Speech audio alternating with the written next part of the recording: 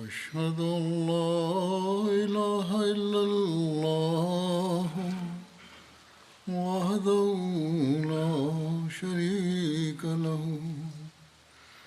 وأشهد أن محمدا عبده ورسوله أما بعد فأعوذ بالله من الشيطان الرجيم بسم الله الرحمن الرحيم الحمد لله رب العالمين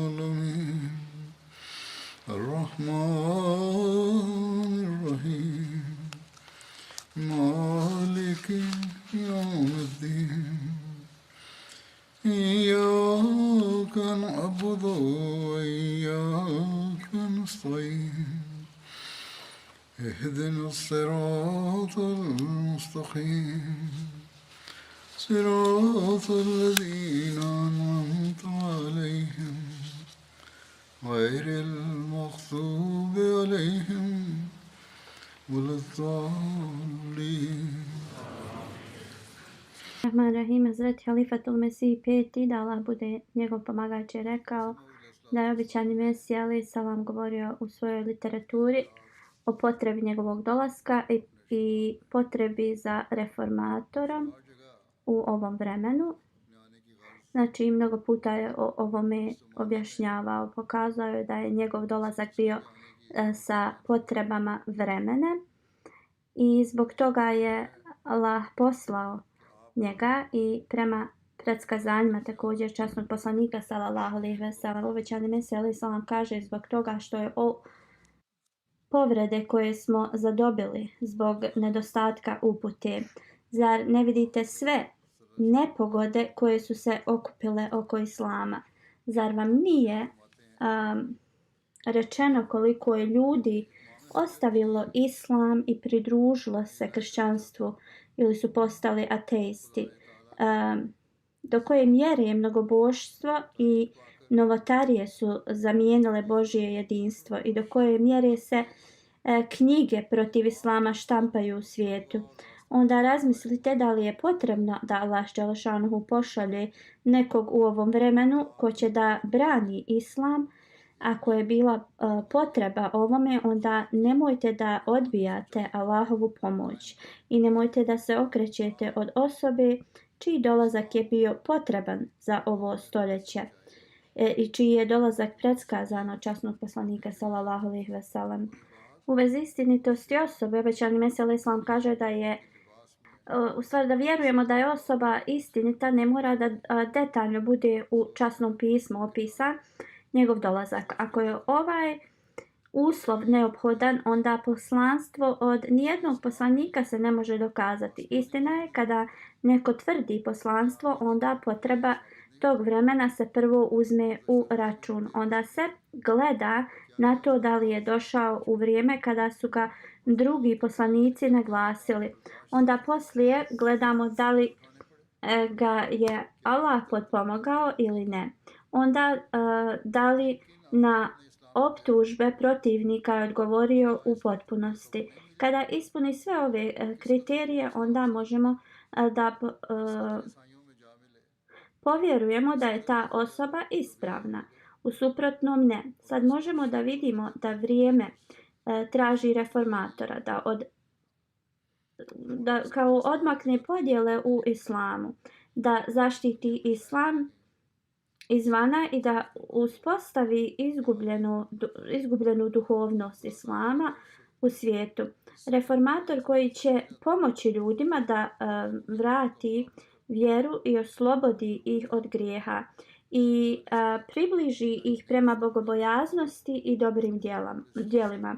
Onda je moj dolazak prema potrebi vremena i ja ne vjerujem da bilo ko može poreći ovo. Drugi uslov, da li je spomenut od strane drugih poslanika ili ne. Ja također ispunjavam to mojim dolaskom, jer je predskazano vrijeme mog dolaska. Časni poslanik sallallahu alejhi ve sellem je rekao da će reformer da se pojavi na početku svakog novog stoljeća. da bi oživjeli religiju. Nema veze da li su drugi ovo prihvatili ili ne i da li protivnici su prihvatili istinitost obećanog Mesija alejhi selama, kako god oni sami ga traže i jauču za potrebom znači dolaska Mehdija. I da će onda umiri brod Islama. Oni koji onaj koji je obećan da dođe je došao, ali oni nisu spremni da ga prihvate. Obećani Mesija alejhi selam nije samo iznio svoju tvrdnju, on je predstavio mnoge znakove njegove istinitosti. Nije moguće ih sve spomenuti, ali je jednom rekao, jedan veliki znak je da je u Brahini Ahmedija prije 23 godine objava zapisana da će ljudi da pokušaju da unište ovaj pokret i pokušat će da koriste razne načine kako god ovaj pokret će da raste i postaće kao jedna armija. I do sudnjeg dana će da traje znači ta veličina te zajednice i ime i status će da dođe do svih strana svijeta. Ljudi će doći sa svake strane i finansijski će pomoći da znači ovu zajednicu. Raširite svoj smještaj jer ovo dolazi od Boga. Pogledajte kada je ovo predskazanje rečeno i kako je sada ispunjeno. Ovo su znakovi od Boga koji su prepoznati od onih koji posjeduju vid, ali prema onima koji su slijepi nikakvi znakovi nisu ispunjeni do sada. Hiljadama stotina ljudi koji su se pridružili zajednici i oni su se znači povećali u njihovim žrtvovanjima su također znakovi njegove istinitosti. Zar postoji jedna zemlja u svijetu gdje poruka obećanog Mesije alejhi selama nije stigla i iskrene duše su se okrenule i primile islam i primile Ahmedijat. Allah dželešanuhu upućuje ove ljude i oni prihvataju zajednicu. Uprkos opoziciji, Allah dželešanuhu je učvrstio vjeru članova naše zajednice i nastavio je da to radi. Onda ova pomoć od Allah dželešanuhu do danas je nešto što pomaže da vjera Ahmedi muslimana je čvrsta. Sada želim da predstavim neke događaje. Babaju Islam Beg Saheb je Rus iz Kirgistana. On kaže, ja sam iz Kirgistana i razlog zašto pišem ovo pismo je ja se pridružujem istinskom islamu. Davajući zakletvu imamu Mehdiju, razlog zašto se pridružujem zajednici je zbog toga što je imam Mehdi predstavio najbolji način učenja islama i jedino imam Mehdi ubijeđen sam može da predstavi prelijepo učenje islama. Onda piše, moli se da traži molitve od Allah dželešanuhu za njega, da Allah ga uputi i da uvijek bude ispravna osoba i da se ponaša prema 10 uvjeta bejata. Ovo je od osobe koja je daleko i ovo se dešava u svakoj zemlji.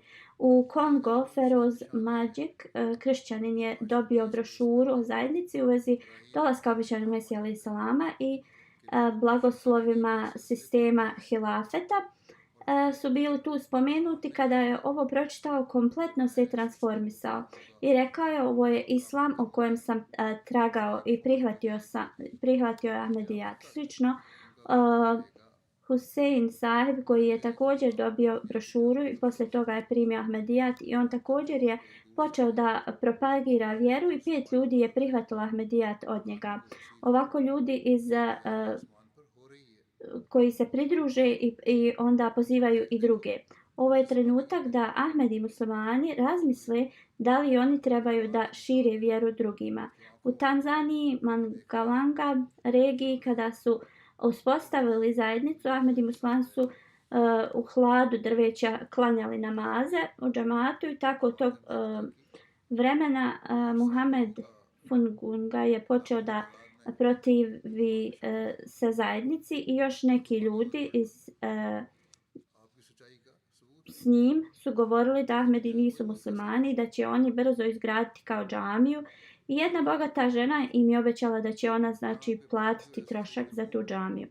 Ramadan Saheb, jedan iskreni Ahmedi, je donirao zemlju za izgradnju džamije. Ta osoba, druga koja je protiv, pokušao je sve od sebe da znači ta zemlja ne pripadne Ahmedija zajednici. Džemat je nastavio da širi poruku i poruka Ahmedijata je stigla do njegove kuće. Njegova supruga i djeca su prihvatili Ahmedijat i ostavili su ga samog da radi opoziciju. Ova osoba, mnogo drugi njih bi trebali da uzmu ovo kao znak istinitosti Ahmedijata. Znači njegova žena i djeca su prihvatili Ahmedijat dok je on pokušavao da nanese štetu i da on nije mogao ništa da znači utiče na svoju porodicu. Ovo nije ljudski rad, ovo je samo, znači, može se desiti kada Allah pošalje svoju milost. Drugi primjer je kako Allah učvrsti vjeru u Argentini, totalno na drugoj strani znači svijeta. Marila Saheba je prihvatila islam. Ona nije bila Ahmedi, već je primila islam. Kada je bila upoznata sa zajednicom, došla je pohađati arapske i islamske časove u centru. Poslije nekoliko mjeseci se pridružila džamatu. Ona kaže, ja sam osjetila mir kada sam bila, znači kada sam dala zakletvu džamatu. Jer sam vidjela povezanost učenja džamata sa dijelima ljudi iz džamata i osjetila sam istinsku atmosferu. Svak ima znači priliku da služi vjeru iako su oni novi. Nema znači diskriminacije u djelima. Njena kćerka koja nije muslimanka, ona pohađa Suni islamsku školu u centru. To je kao jedna srednja škola koja Suni znači Sunije su je otvorili. Arapi kao ulažu u tu školu i ona tu ide u školu, išla je. Kada je škola saznala da je njena majka pridružila se Ahmedijatu, oni su počeli širiti propagandu o džamatu i onda kada je škola saznala da je njena kćerka pripremila neke dekoracije koje je ona radila kao projekat u toj školi, ali poslije je to dala u misionarsku kuću sama od sebe, znači da kao ukras. Administracija te škole je bila razočarana u nju i rekla joj je ako bude znači pomagala toj zajednici, proći će kroz poteškoće u školi. I tu kao rekli su joj da i ona i njena majka trebaju da se odvoje od Ahmedija zajednice. Kada je njena majka ovo saznala, odmah je ispisala je iz te škole i rekla je sada i moja kćerka i ja smo mirne i kao mirne smo od toga da će ih iko radi njihovog vjerovanja uznemiravati. Ona kaže ja sam prihvatila zajednicu jer vjerujem da je istina i ja ovo sa srećom i ponosom govorim pred drugima, iako oni to ne vole. Ovo je stepen vjere koja se rađa u srcima novih Ahmedi muslimana. Sljedeći sunet Sultana Saheb, Buhara region iz Uzbekistana i on radi u Rusiji. On kaže ja sam jedini Ahmedi u mojoj porodici. Ja uvijek govorim svojoj supruzi i djeci u vezi znači Ahmedijata i mnogo se molim da Allah dželešanu znači uputi i da prihvate islam Ahmedijat. Ja sam sanjao da je obećani Mesija došao i posjetio me i on je stavio kao svoju glavu na moje srce u snu i ponavljao je mnogo suru Ihlas. Moje srce je znači bilo puno smireno. I tada sam sanjao da sam u džennetu sa svojom suprugom i sinom. I tu sam ugledao Musa a.s.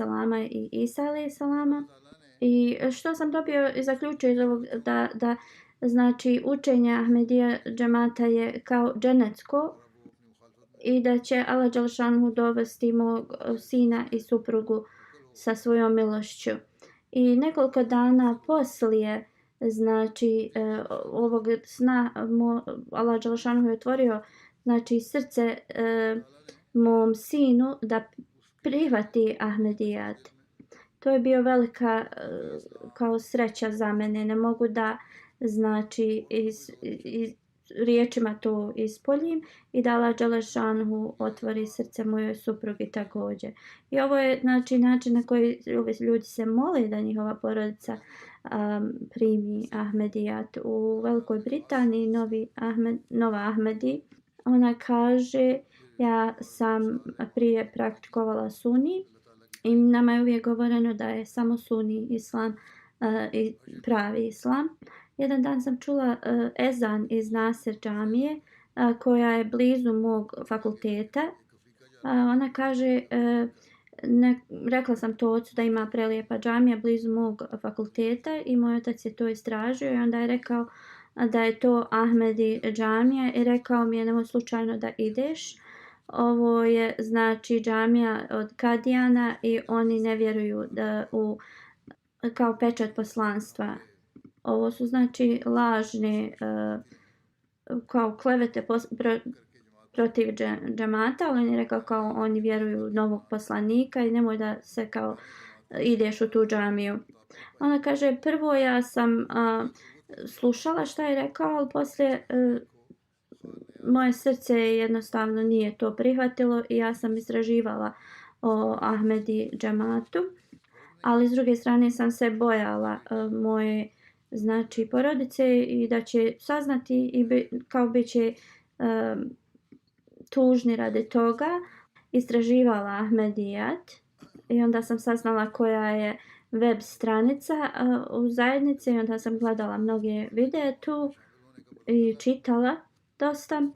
Imala sam neka pitanja znači u vezi islama u kojima nisam mogla znači odgovore da nađem prije toga, ali sam ih našla dok sam istraživala u vezi znači Ahmedija muslimanske zajednice te odgovore. Također Ahmedi omladina trebaju da pogledaju na ovaj primjer, a trebaju da istražuju na ovakav način, znači ako imaju neka pitanja, ne da ih neki drugi znači daju ili odvode. Onda ona kaže ja sam počela da se mnogo molim da mi Allah Đelešanu podari znak za pravi put. Iako Halifetul Mesih kaže da li mi bili Ahmedi novi ili rođeni, uvijek trebamo da se molimo Allahu Đelešanu da nam učvrsti našu vjeru i da uvijek nam uputu daje. Ona kaže u toku ovog vremena sanjala sam mnogo snova i jedan san znači je bila sam na obali jedne rijeke i onda s druge strane je bio Hazreti Halifetul Mesih četvrti rahmullah i ulazio u prostoriju. Ja sam željela, kaže, da pređem tu rijeku, ali je bila vrlo brza.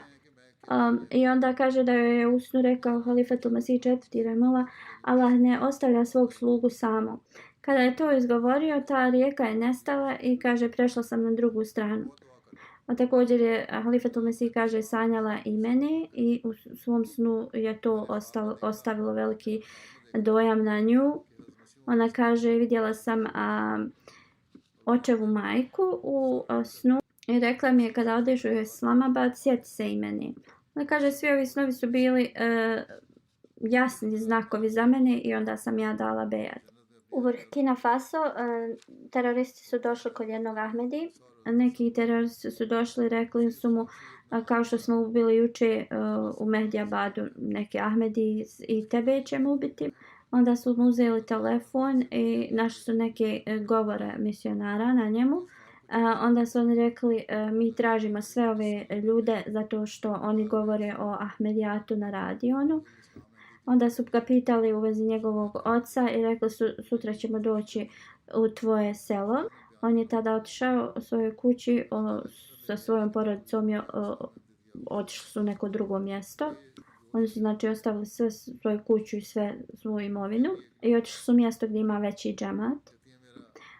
Sljedeći dan ti teroristi su došli u njihovo selo i natjerali su nekoga da im kaže gdje je njegova kuća.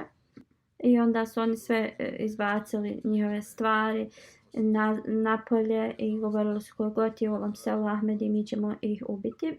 Ta znači porodica je već otišla iz tog mjesta i oni sada žive kao zajednica se brine o njima u tom drugom mjestu. Ti šehidi u Burkina Faso, znači oni nisu umanjili vjeri tih Ahmedi muslimana, već su im povećali vjeru. Ovi ljudi znači su ostavili i to malo što su imali nešto u svom životu zbog znači Ahmedijata. Oni su znači napustili to mjesto gdje su živjeli, ali ne žele da napuste svoju vjeru. I prije nekoliko godina su oni tek prihvatili Ahmedijat, ali oni su zaista čvrsti u svojoj vjeri. Znači ovo samo Allah dželešanuhu povećava njihovu vjeru. Vidimo i zbog uprkos opoziciji njihova vjera raste. I onda vidimo također s druge strane kako Allah dželešanuhu pomogne ljudima da prihvate obećanog Mesiju. Obećani Mesija alejhi selam je rekao: ovo je vrijeme gdje moramo tražiti istinu i Allah dželešanuhu šalje pomoć tim koji traže istinu. Jeloki mjesto u centralnoj Africi. Molimo iz tog mjesta piše: mi smo otišli tu znači da govorimo o Ahmedijatu. 150 žena ljudi su se okupili i mi smo govorili o dolasku znači imama Mehdija. I ljudi su znači posle pitali pitanja. Glavni imam Salsam Umar je tražio da također govori i počeo je sa ajetom svoj govor. Istina je došla, a laži su nestale. A on je rekao: mi nikada nismo čuli o više znači istraživanju u vezi ove poruke. Alhamdulillah, sva hvala pripada Allahu. Znači istina je stigla u naše selo, jer poslanik sallallahu alejhi ve sellem je rekao: mi moramo primiti imama Mehdija čim kao dođe u poruka, znači, i on kaže: ja danas zajedno sa 40 mojih znači ljudi prihvatam Ahmedija zajednicu.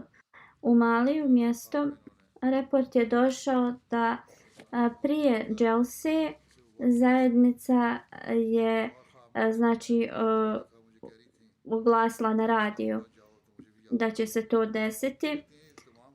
Nekada taj radio nema dobru frekvenciju.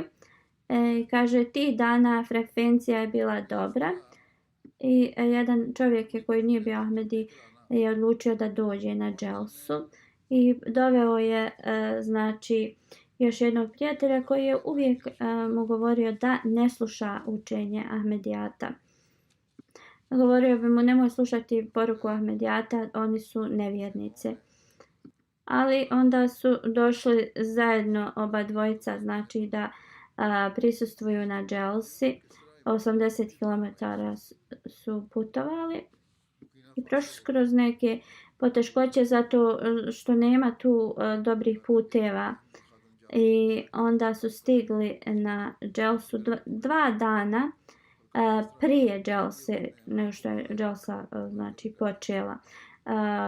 Lokalni članovi tog džemata su i znači dočekali i oni su im govorili o Ahmedijatu. Znači u toku dželse su slušali govore, onda su klanjali tahadžud u džematu, onda su vidjeli kako se džematlije poštuju i vole i bili su veliki utisak je na njihovo ostavilo.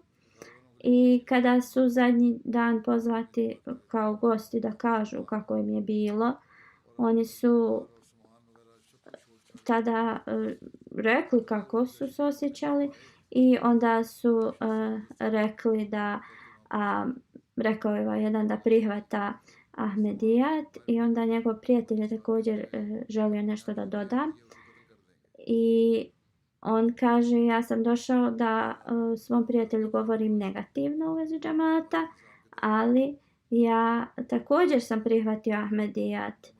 I eto tako se to desilo. U Kongo Brazzaville, to je afrička zemlja, jedan mladić je završio znači školu i onda je počeo da uči o kršćanstvu od kršćanskog misionara. I znači to kada prođe kroz taj kršćanski trening, onda je mogao da krene na univerzitet. Oni bi mu to znači priuštili.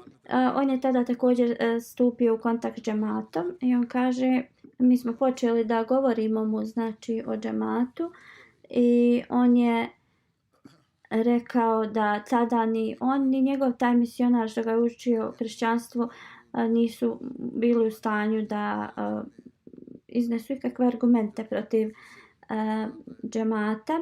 I on kaže, umjesto da postane kršćanski misionar, on je postao Ahmedi, znači i on također znači tamo širi poruku džemata. U Senegalu misionar je jedan pravio neki program. On kaže, prije nekoliko godina čovjek i njegova supruga i djeca su prihvatili Ahmedijat. Kako god ti ljudi sela su im se znači protivili. No, ove godine znači mnogo puta su pokušavali da predstave učenje džamata i također su onda pozvali sve i predstavili su im i u ovo vrijeme koja je potreba imama Mehdija. I govorili su im o Ahmedija džamatu i dolasku obećanog Mesija alejhi selama.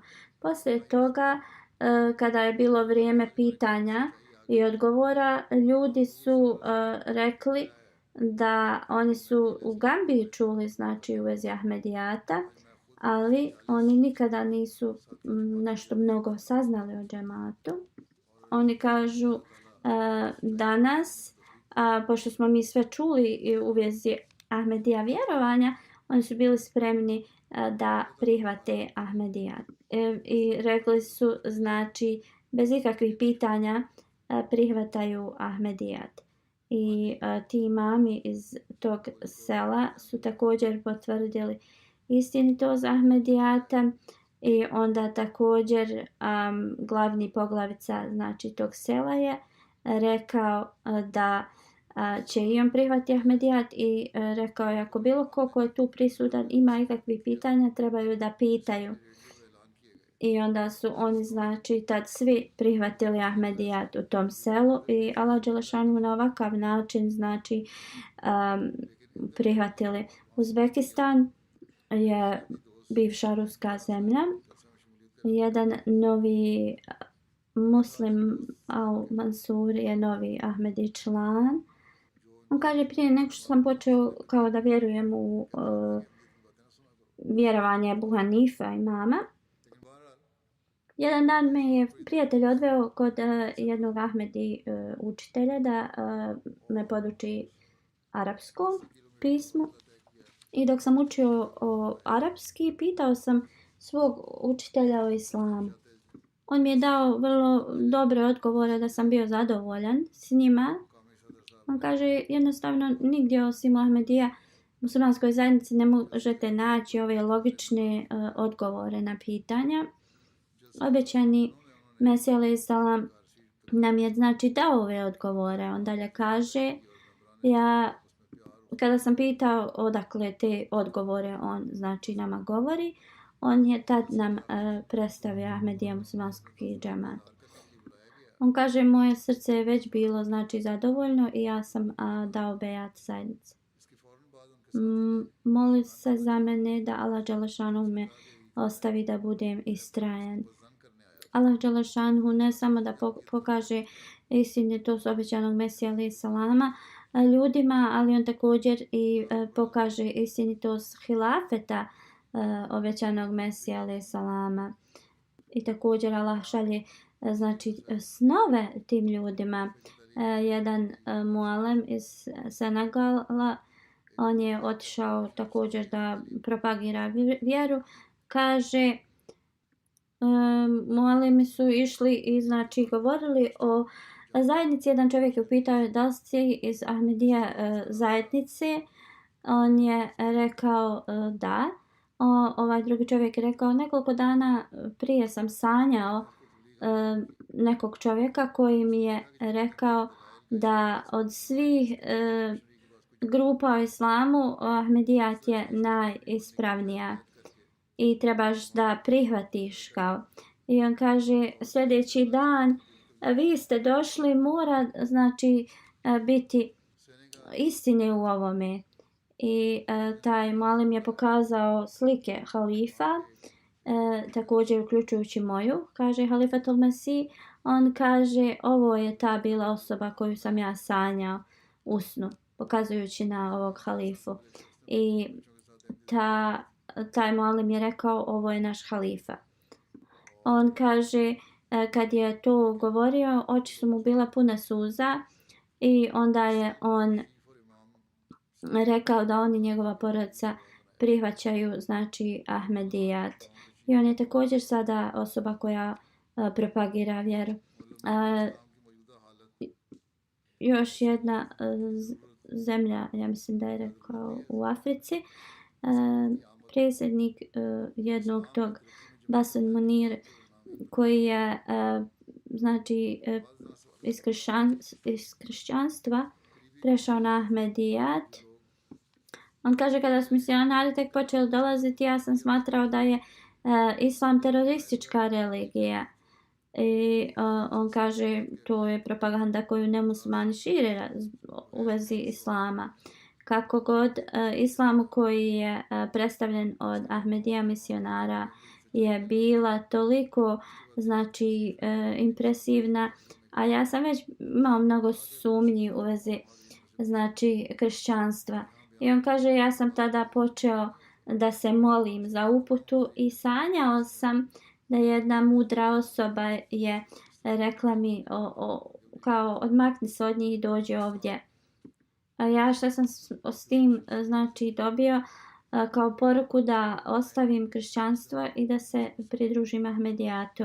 Ja sam tada znači dao bejat.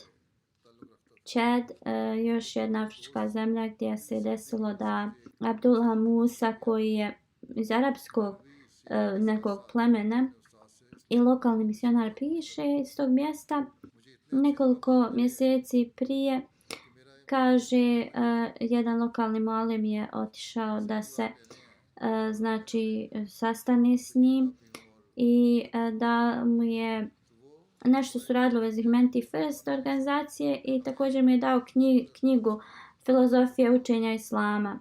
Nekoliko sedmica poslije Abdullah Saheb je došao u glavni tuj grad i kontaktirao je Mualima i pitao ga znači neka pitanja već smrti Isa alejhi salama. Rekao je mnogo puta sam postavio pitanje vezi Isa alejhi salama učenjacima, ali nikada nisu odgovorili kao dobro i on je tada kao proveo noć u misionarskoj kući i rekao je poslije tih pitanja i to rekao je molit ću Allaha da mi pomogne. Sljedeće jutro poslije sabaha legao je i zaspao je i onda se probudio i kaže sanjao sam kako mi je neko govorio on će doći poslije mene i ime će mu biti Ahmed. I misionar je to mu rekao i u vezi ovoga i on kaže da je on ovo prihvatio kao istinu i on je tada postao Ahmedi musliman. Marshall Islands obale su znači obale ili ostrva u Južnoj Americi. Misionar tu piše da je jedan čovjek znači predavao na koledžu i misionar ga je pozvao da mu pomogne da prevede jedan ajet na njihov jezik. Kada je misionar otišao znači kod njega zbog tog prijevoda i kad je on saznao da je to prijevod iz časnog Kur'ana, on je postao zabrinut, zbog toga što je islam bio potpuno novost njemu. I on je rekao, bojim se da prevodim bilo kakav religijski znači tekst, posebno zato što Biblija i Kur'an imaju veliku razliku, ali mu je on pomogao znači da prevede to. Misionar kaže, ja sam počeo da također učim mašani jezik od njega. I on kaže, on bi dolazio u džamiju da me podučava jeziku. U toku tog vremena bi pričali mnogo, razgovarali o islamu. On kaže, ja sam govorio o učenju poslanika sallallahu alejhi ve sellem i onda je on kao bio vrlo, islamu je bio vrlo poznata tema. I nedavno ja sam poslao poruku misionaru tu u znači Marshall ostrvu da prevede znači naše učenje od obećanog Mesija knjigu na njihov jezik, jer novi Ahmedi muslimani znači treba im veliki moralni trening. On kaže, ja sam pričao sa Mr. Ledgerom u vezi ovoga i on je rekao da će mi pomoći. On kaže sada njegova percepcija o islamu je totalno promijenjena. I on kaže, tada je bio zabrinut u vezi svog posla i kaže, ja sam mu rekao da se moli, ali nemoj da se moli u ime Isa ili Isusovo ime, neka se kao moli uzvišenom gospodaru. On kaže, on se molio i nekoliko sedmica poslije toga ministarstvo iz agrokulture je otvorilo novi znači departman i odmah su mu dali znači posao i to u smjeru gdje je on aplicirao. On kaže, sada kada se molim, zaustavim sebe da se ne molim u Isusovo ime, već molim se uzvišenom gospodaru. I onda znači on je dobio taj posao i također prevodom te knjige on je bio znači ubijeđen, znači prevodeći tu knjigu u naše učenje u istinitost i znači pridružio se Ahmedija džamatu.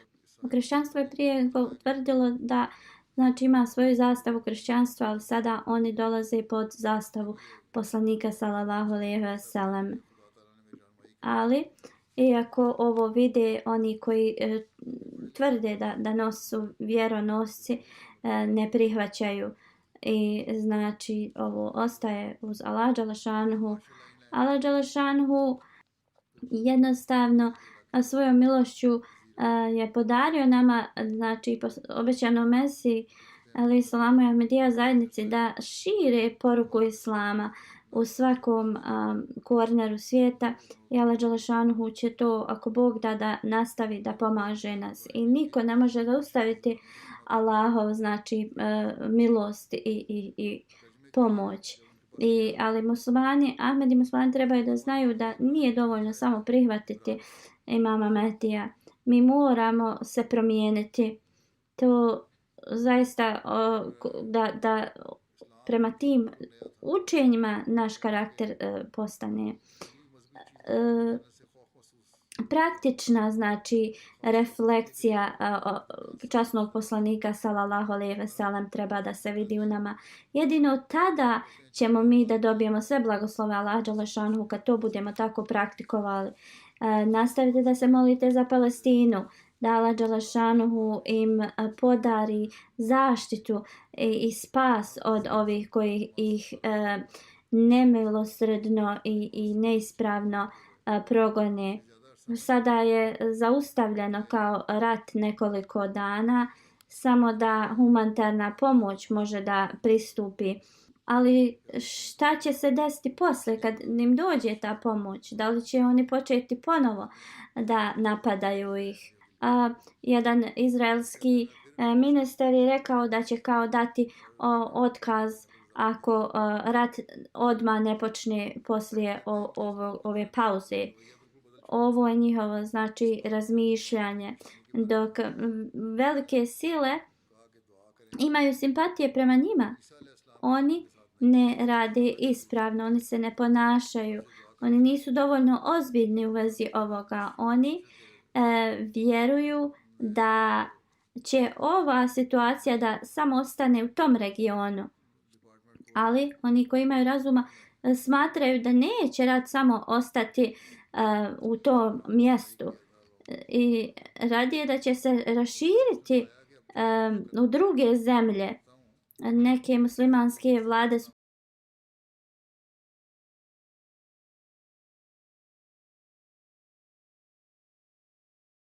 sam da je rekao da muslimani trebaju da kao jednoglasno se kao javljaju da bi znači postigli ovo jedinstvo. Mnogi napori trebaju da se dese.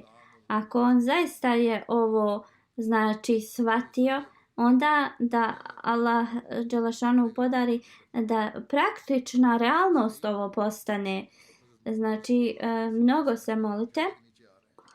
Poslije džume ja ću da klanjam nekoliko dženaza u odsustvu. Prva je Abdul Salam Aref koji je bio misionar. Nedavno je u 54. godini preminuo i na lillahi wa inna ilaihi rađiun. Bio je Musi. Ahmedijat je došao u njegov znači preko pradjeda po majci. 1937. godine je njegov pradjed primio Ahmedijat u ruci drugog halife zajednice. Njegova supruga je također preminula nedavno. Allah mu je podario dvojicu sinova koji su obadvojica hafizi. Jedan od njih je misionar, dok je drugi također dao život u službi džemata. Hafiz Abdul Munen, misionar, njegov sin, kaže: moj otac je bio vrlo pun ljubavi i prelijepo se ponašao prema nama. On je uvijek imao dobru znači vezu sa porodicom i ljudima generalno, i zbog ovoga mnogi ljudi kada je on preminuo su došli i izjavili prelijepe stvari o njemu. On kaže on ima ogromnu ljubav prema Allahu, njegovom poslaniku sallallahu alejhi ve sellem, obećanom Mesiji i hilafetu. I ovo je znači njegov otac postigao da u njihovim srcima bude i nikada to neće znači da napusti njihova srca. Drugi sin kaže kada je naša majka preminula, on nam je rekao da budemo strpljivi i on je bio strpljiv također. Rađa Mubarak koji je misionar kaže ja sam išao u džamiju zajedno s njim i također smo radili zajedno. On je predivna osoba bio. Bio je kao primjer način obožavanja i pobožnosti. Naučio sam mnogo od njega. Njegov govor je bio vrlo dobar, dobrim argumentima. Nikada se nije ni s kim svađao. Ljudi bi se nekada ponašali neprijatno prema njemu, ali bi on uvijek znači prelijepo se ponašao i nikada ne bi pokušao da nekoga osramoti. Brinuo se mnogo o drugima. Evo je zaista kvalitet kakav ispravni svaki misionar bi trebao da ima. Gdje god je otišao, on je znači stavio u srca tih ljudi ljubav prema hilafetu. I kada je preminuo, mnogi ljudi iz mnogih mjesta su došli, plakali su i spominjali koliko je on znači i naučio. I jednostavno osjećali su se kao da su njihova zajednica postala znači kao siroče. I on je mnogo puta 5-10 km pješačio i oni bi mu govorili kao zajednica se brine da kao za prijevoz da može znači da koristi neku vrstu transportacije. On bi im govorio a zašto vas to brine ako ja želim da sačuvam znači novac zajednice. On bi često znači pješačio mnogo milja i posjećao radne zajednice. Da Allah dželešanuhu mu uzdigne njegov status i uvijek nam podari ovakve lojalne i istrajne misionare i da Allah dželešanuhu podari njegovoj djeci da nastave da rade njegova dobra djela. Druga dženaza Muhammed Kasim Han Sahib koji je živio u Kanadi. On je Nazir Bejtul Mal bio i on je sada se penzionisao. U 83. godini je preminuo i na lillahi wa inna ilaihi rađiun. Nazir Ahmed Sahib je bio njegov otac. Njegov sin kaže da je služio u vrijeme trećeg halife. Također je bio kapetan u armiji. On je znači služio i državu i džemat. On je redovno klanjao, učio Kur'an i savjetovao je svoju porodicu da ovo rade. Bio je zaista primjer jedinstva i on je volio mnogo hilafet i uvijek je služio da Allah dželešanuhu mu podari milost i oprost i da njegova djeca rade njegova dobra djela, nastave. Sljedeća dženaza je od jednog poznatog pjesnika iz naše zajednice, Abdul Karim Kuci Sahib, koji je preminuo nedavno. Inna lillahi wa inna ilaihi rađiun. Ahmedijat je došao u njegovu znači porodicu preko njegovog oca, Aladita Sahib. Dao je bejat u rukama Hazreti Muslima od 1934. godine. Poslije Ahmedijata on je se ponašao kao i živio svoj život kao da je dao svoj život službi džemata. Uvijek je znači govorio o Ahmedijatu. Mnogi su prešli na Ahmedijat preko njegovog znači govora.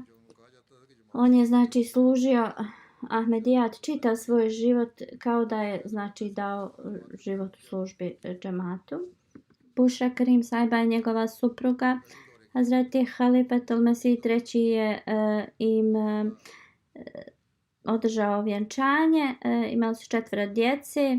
Abdul Kabir Kamal Sahib je misionar koji je služi kao profesor u Ahmadija džamija u Rabi. 30 godina je služio znači zajednicu u Lahoru. Služio je u raznim znači odborima. On je napisao mnogu poeziju.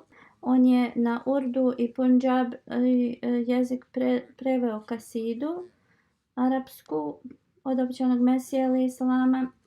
On je također preveo 313 stihova Dure Samin. Kaže se da je u jednom vremenu bio malo kao nije bio čvrst ili čvrsto povezan sa zajednicom. On je zapisao 1968. je otišao iz svog sela Kurtupuduri i odselio se u Lahor da bi se zaposlio. Kada je tu došao, malo je imao drugačije ideje i kao rezultat toga on bi nekad išao u džamiju da klanja, nekada ne bi, pošto je malo bilo udaljena džamija od njega. Nekada bi klanjao džumu, nekada bi propustio. I on kaže, jednom je bio pozvat kod prijatelja, bio je petak na ručak i tu je bila džamija blizu tog prijatelja, nije bila Ahmedi džamija. I oni su otišli da znači klanjaju džumu u toj džamiji. On kaže, taj imam je pričao pola njegove hudbe u vezi Šezan, to je jedan kao sok koji proizvodi Ahmedi. Znači, u svakom slučaju on kaže, taj imam je rekao da Ahmedi i muslimani stavljaju pijesak iz rabove u taj sok i da ljudi ne trebaju znači da piju taj sok. On kaže, on je preslušao znači hudbu, ali je ustao, nije želio da klanja za njim. I onda njegov prijatelj ga je pitao šta se desilo. On je rekao, zar nisi čuo kakve gluposti taj imam priča. Njegov prijatelj rekao, nemoj da se time kao zamaraš, on uvijek tako nešto govore. I on kaže, tu je jeo sa svojim prijateljem i onda je otišao napolje i vidio je kako imam pije taj sok. On kaže, ja nisam mogao da prešutim i otišao sam i pitao ga, sad si pričao toliko mnogo u vezi šezan tog soka, a sada ga piješ. Taj imam je rekao kao, doktor mi je rekao nikakav drugi sok da ne pijem sa kao dodatkom šećera, osim jedino taj džus, zbog toga što je bio potpuno znači čist sok koji nema nikakvih dodataka. I on kaže, ja sam ga tad pitao šta u vezi toga što je prašina iz rabve ili pijesak pomiješan sa tim sokom. On se počeo da smije, kao da to ne kaže kako bi on kao svoj biznis, što znači posao čuva. I možete kao zamisliti kakve oni znači laže iznose. U svakom slučaju on ima mnogo ovakvih tih primjeraka kroz svoj život. On je znači ima veliku ljubav i vezu sa hilafetom i on je vrlo poznat znači pjesnik iz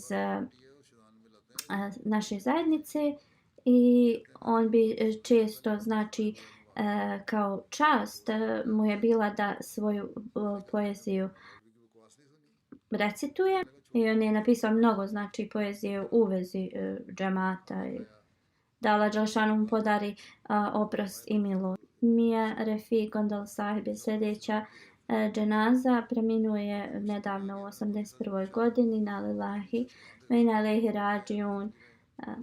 On je bio musi, hvala Allah dželešanu. Ahmedijat je došao preko njegovog djeda, Hazrat Mija Bakhsh Sahib. On je bio jedini Ahmedi u znači njegovoj porodici. U toku, znači on je primio Ahmedijat toku vremena obećanog Mesija alejhi selama. Tada je bila kuga zavladala i on je imao te neke kao simptome kuge, to nešto što se osipalo po njima.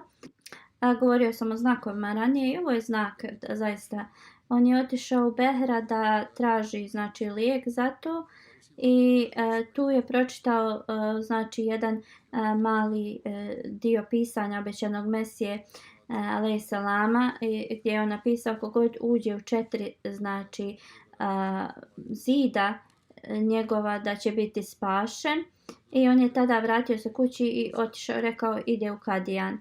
I on je došao u Kadijan, obećani Mesija je sjedio u Mubarek džamiji, nešto je pisao. On je želio nešto da kaže, ali pošto je obećani Mesija bio zauzet, nije mu ništa rekao. Kada je obećani Mesija završio svoj posao, on se predstavio obećanom Mesiji alejhi selamu i rekao mu je da je došao da ga upozna poslije kada je pročitao pisanje obećanog Mesija alejhi selama i rekao to što je naveo kogod uđe u 4 zida da će biti zaštićen od kuge.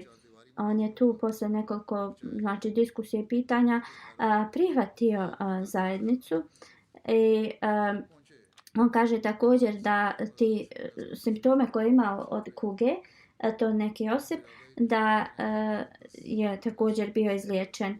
I on je ovo smatrao da je znak istinitosti obećanog Mesija alaih salama i uvijek bi ovo spominjao. Mije Refik Gondal Saheb su u Lahoru bili znači kao zarobljeni, neki studenti su ih izudarali kada je u stvar njegovog sina i oni su kao udarali njegovog sina, on je izašao da ga zaštiti i njega su znači udarali i slomili su mu ruku. Znači oni su također prošli kroz fizičku znači progon zbog zajednice. On je bio zet Umar Malik Okar sahiba. Malik Umar sahib prva supruga, imao je 2 sina i 1 kćerku. 1 sina i 2 kćerke. Njegov sin i kćerka žive u Americi. Rifet Sultana kćerka ona služi u Fazli Umar bolnici u Rabni. Njegova supruga piše, on je bio redovan u klanjanju namaza, tahadžuda, brinuo se za siromašni, da Allah dželešanhu podari oprost i milost, da Allah dželešanhu pomogne da njegovo potomstvo radi njegova dobra djela. Nasim Alik Saheba iz Amerike, zadnja džanaza koju ću spomenuti. Said Lake Ahmed Saheb koji je ubijen u Lahoru je bio njen suprug. Ona je preminula nedavno i na lillahi wa inna ilaihi rađiun. Rođena je u Indiji, njen otac Abul Hasan Saheb nije bio Ahmedi, njena majka Amatul Bara Sahiba je prihvatila Ahmedijat i također i ona znači je također prihvatila zajednicu. U to vrijeme ljudi ne bi znači prisiljavali svoje supruge da zašto su prihvatile Ahmedijat ili slično. Njena majka je znači prihvatila Ahmedijat i zbog njene velike znači vjere i konekcije sa hilafetom sve njene kćerke su udate za Ahmedi muslimane. Njena kćerka Humeira živi u Americi. Ona kaže njena majka je bila potpuno predata zajednici, instituciji hilafeta. Ona je dala znači svoj život u službi džemata i njeno srce je bilo ispunjeno sa velikom znači predanošću onima kojima potrebna pomoć bila. Ona je uvijek pokušala da ima neki pozitivni utjecaj na one oko nje. Još jedna kćerka koja živi u Velikoj Britaniji kaže ona je bila vrlo iskrena osoba, lojalna hilafetu i uvijek bila znači poslušna džamatu. Bila je vrlo hrabra žena, uvijek je govorila šta je znači ispravno, nikada se nije novatarijama bavila i uvijek bi svojoj djeci savjetovala da svi Ahmedi znači trebaju da se klone ovih bilo kakvih inovacija. Ona je bila Musija, alhamdulillah, 4 sina i 4 kćerke ostavlja iza sebe. Jedan sin živi u Americi i on je bio s nama kada sam bio na putovanju u Americi i radio je znači zaista mnogo. Da Allah dželešanu podario je oprost i milost i njenoj djeci da ispunjavaju znači dobra djela.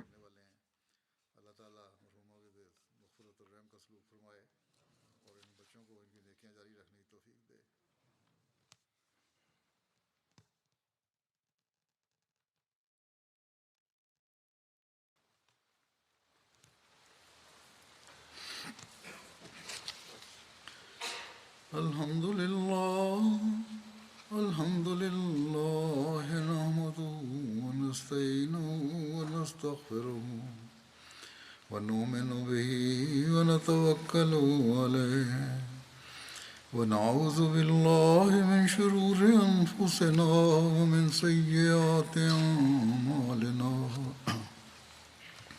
من يهده الله فلا مضل له ومن يضلل فلا هادي له ونشهد أن لا إله إلا الله ونشهد أن محمدا عبده ورسوله عباد الله رحمكم الله إن الله يأمر بالعدل والإحسان وإيتاء ذي القربى